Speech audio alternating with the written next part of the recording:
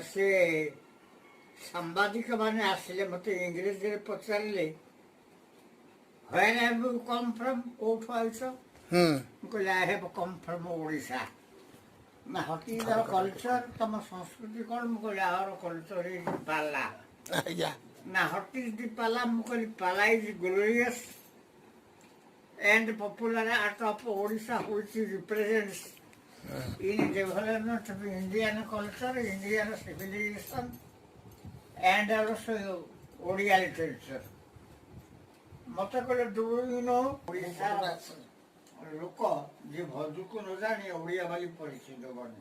ଆଜ୍ଞା ଆପଣ ତ 20 ମିନିଟ୍ ଗାଇଥିଲେ ଲୋକେ ଚାହୁଁଛନ୍ତି ଆଉ ଘଣ୍ଟାଏ ଗାଇବେ ଭଞ୍ଜ ଲେଖା ଆପଣ ଗାଇବେ।